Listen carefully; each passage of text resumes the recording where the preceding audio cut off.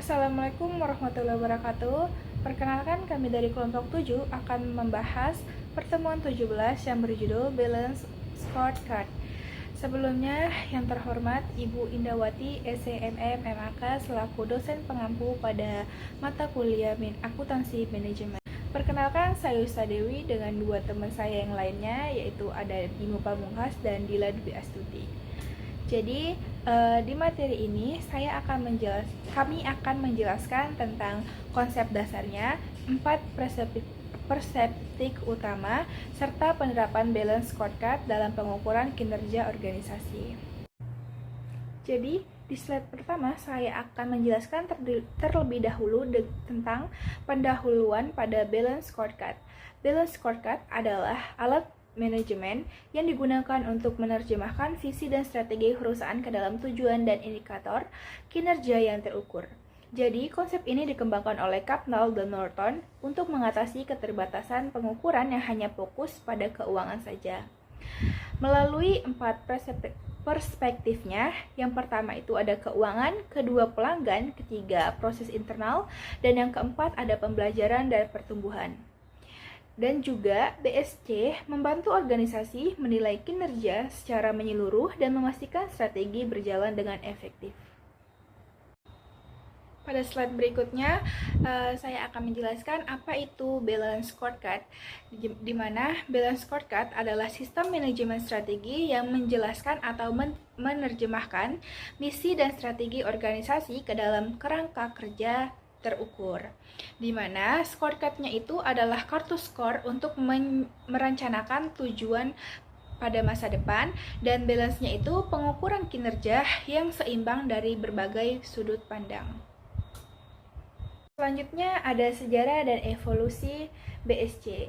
Jadi, konsep balance scorecard pertama kali diperkenalkan oleh Robert Kaplan dan David Norton pada tahun 1992. Sebelum BSC, perusahaan menggunakan brand Ekring yang dianggap telah usang. BSC juga menjadi solusi pengukuran yang lebih spesifik dan efisien. BSC juga meningkatkan pemahaman karyawan terhadap strategi sehingga lebih efektif dalam pelaksanaannya. Selanjutnya yaitu ada fungsi-fungsi utama dari BSC. Yang pertama itu mempermudah komunikasi target perusahaan. BSC ini jadi membantu perusahaan menyampaikan tujuan dan target dengan cara yang lebih jelas dan terarah. Semua karyawan itu jadi tahu nih apa yang mau dicapai sama perusahaan, sehingga nantinya setiap divisi itu bisa bekerja dengan arah yang sama. Yang kedua, menentukan prioritas perusahaan. BSC ini memudahkan manajemen membantu mana kegiatan yang paling penting untuk mendukung strategi. Misalnya perusahaan itu jadi tahu nih proyek mana dulu yang bagus buat diduluin, atau produk mana dulu yang perlu dikembangkan, atau bahkan layanan mana dulu yang perlu diperbaiki. Jadi nggak ada lagi pemborosan waktu sama anggaran. Yang ketiga yaitu bikin strategi lebih terstruktur. Jadi dengan BSC ini strategi perusahaan nggak lagi abstrak, soalnya perusahaan itu jadi punya panduan yang rapi buat capai tujuannya. Semua rencana itu dijabarin jadi indikator yang jelas sehingga lebih mudah dijalankan, dimonitor, dan dievaluasi. Yang terakhir yaitu mengukur dan memantau perkembangan strategi. BSC ini menyediakan indikator yang membantu perusahaan mengecek apakah strategi ini berjalan sesuai rencana atau enggak. Selanjutnya ada perspektif utama BSC. Yang pertama ada perspektif keuangan. Nah, perspektif ini itu perusahaan bisa melihat apakah strategi yang dijalankan itu udah menghasilkan keuntungan yang diharapkan atau belum. Indikatornya itu bisa berupa pendapatan, laba bersih, efisiensi biaya, atau pengembangan modal. Nah, tujuannya ini adalah memastikan kalau semua aktivitas perusahaan itu pada akhirnya memberikan nilai tambah bagi pemegang saham. Jadi perspektif keuangan ini nunjukin apakah kinerja perusahaan secara keseluruhan berjalan di jalur yang benar. Yang kedua ada perspektif pelanggan. Nah, perspektif ini itu melihat bagaimana perusahaan dipandang oleh pelanggan dan apakah perusahaan itu benar-benar mampu memenuhi kebutuhan mereka. Nah, di sini tuh perusahaan menentukan siapa target pasarnya, lalu diukur hal-hal seperti kepuasan pelanggan, loyalitas, dan pangsa pasar. Yang ketiga, ada juga perspektif proses internal. Perspektif ini tuh fokus pada seberapa baik proses internal perusahaan berjalan. Yang diukur adalah efisiensi, kualitas, inovasi, dan produktivitas dari kegiatan operasional yang dilakukan sama perusahaan. Jadi kalau proses internalnya itu berjalan lancar, maka pelanggan juga puas dan hasil keuangan pun juga meningkat. Jadi perspektif ini tuh memastikan kalau perusahaan bekerja dengan cara yang efektif dan berdaya saing. Yang terakhir yaitu perspektif pembelajaran dan pertumbuhan. Perspektif terakhir ini berkaitan dengan kemampuan perusahaan untuk berkembang dan berkembang dalam jangka panjang. Di sini itu yang diukur adalah hal-hal seperti kompetensi karyawan, budaya kerja, inovasi, dan sistem informasi. Tujuannya itu buat mastiin perusahaan itu terus belajar, adaptasi, sama memperkuat kemampuan yang dibutuhin buat menghadapi perubahan. Jadi dengan SDM yang berkembang, proses internal yang membaik, pelanggan puas, dan akhirnya kinerja keuangan juga ikut meningkat. Lalu siapa aja sih yang bisa menggunakan BSC ini? Nah, BSC ini adalah alat manajemen yang bisa digunakan untuk berbagai jenis perusahaan, baik yang besar maupun yang kecil, dan berbagai industri. Pada dasarnya, siapapun yang ingin menilai dan mengembangkan kinerja perusahaan itu bisa menggunakan BSC. Tapi dalam praktiknya itu, BSC itu biasanya paling sering digunakan oleh pemimpin eksekutif kayak direksi, manajemen senior, atau kepala divisi. Mereka itu ngegunain BSC ini untuk memastikan kalau strategi perusahaan itu berjalan sesuai dengan rencana dan dan semua bagian perusahaan itu bergerak ke arah yang sama. Jadi penggunaan BSC ini bakal lebih efektif kalau ada dukungan penuh dan komitmen dari seluruh anggota tim. Nah, selain itu BSC juga membutuhkan cara pemimpin yang terbuka, transparan, dan komunikatif.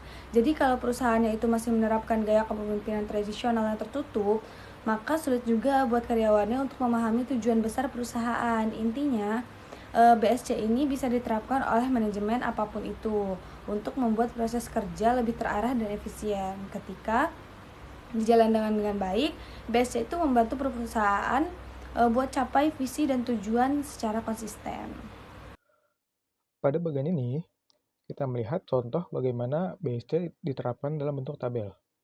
Tabel ini menunjukkan bahwa strategi perusahaan harus diterjemahkan ke dalam 4 perspektif utama yang saling terhubung.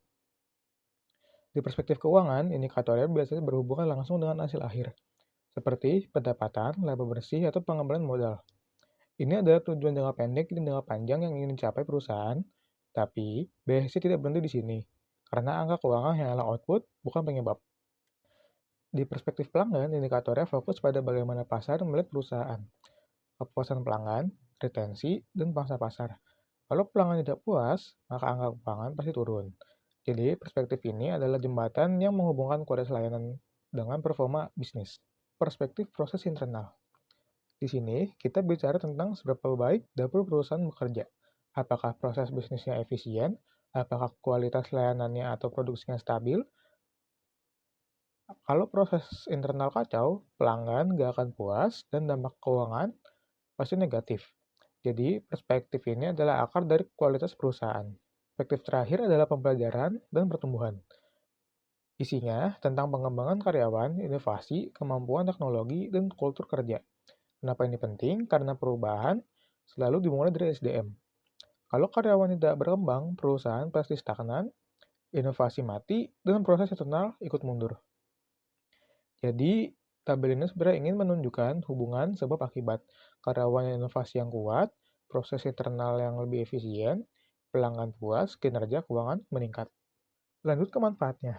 BSC membuat manajemen punya pandangan lebih luas, bukan cuma fokus pada angka. Dengan penyatuan data dari seluruh perspektif, perusahaan bisa menghemat waktu, mengurangi biaya analisis, dan meningkatkan kualitas keputusan. Selain itu, BSC memperjelas komunikasi tujuan. Karyawan jadi tahu apa yang ingin dicapai, indikator apa yang diukur, dan bagaimana kontribusi mereka berdampak pada kinerja perusahaan.